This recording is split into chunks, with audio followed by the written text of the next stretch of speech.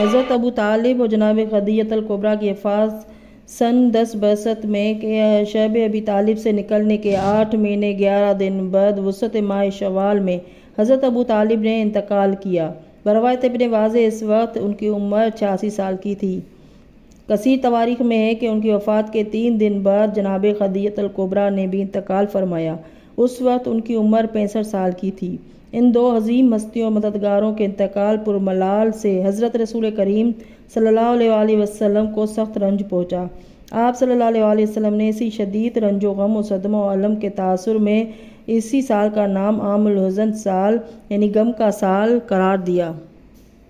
مومن قریش حضرت ابو طالب جناب خدیجہ الکبریٰ کی قبر مکہ کے قبرستان اور جون میں ایک پہاڑی پر واقع ہے۔ یہ قبریں پہلے گنبد والی نہ تھیں۔ 13ویں صدی کے وسط میں مومنین کی مدد سے ان پر گنبد تیار کرایا تھا۔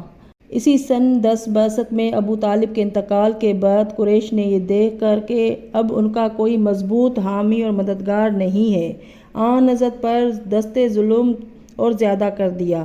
بنی ہاشم نے اپنے رئیس کے مر جانے سے آپ کی کما حقہ حفاظت عنایت نہ کر سکے اور دشمنوں کی ایذاء رسانی عروج پر پہنچ گئی۔ بروایت تاریخ خمیس حضرت کی یہ حالت پہنچ گئی کہ آپ نے گھر سے نکلنا چھوڑ دیا۔ پھر یہ خیال کر کے طائف میں بنی ثقیف رہتے ہیں اور وہیں چاچا عباس کی زمین ہے، طائف چلے جانے کا قصد کر لیا اور اپنے غلام آزاد زید بن حارثہ کو ہمراہ لے کر روانہ ہو گئے۔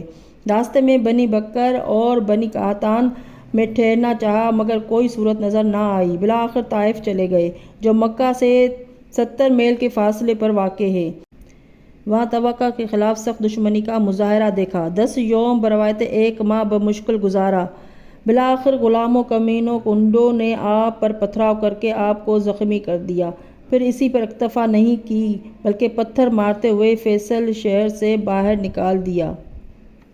آپ صلی اللہ علیہ وسلم کے پاؤں زخمی ہو گئے۔ ایک روایت میں ہے کہ آپ کے سر پر اتنے پتھر لگے کہ آپ کے سر کا خون ایڑی سے بہہ رہا تھا۔ الغرض وہاں سے برا مکہ روانہ ہو کر جب بطن نخلہ میں پہنچے جو مکہ سے 1 شب کی مسافت پر قبل واقع ہے تو رات کو وہیں قیام کیا اور قرآن پڑھنے لگے۔ نصبین سے یمن جاتے ہوئے جنوں کے ایک گروہ نے کلام خدا سنا اور وہ مسلمان ہو گئے۔ پھر آپ نے زید کو مکہ بھیجا کہ کسی حامی کا سراغ لگائے مگر کوئی نہ ملا۔ البتہ معتم بن عدی نے حامی بھری اور آپ صلی اللہ علیہ وسلم مکہ واپس آ گئے۔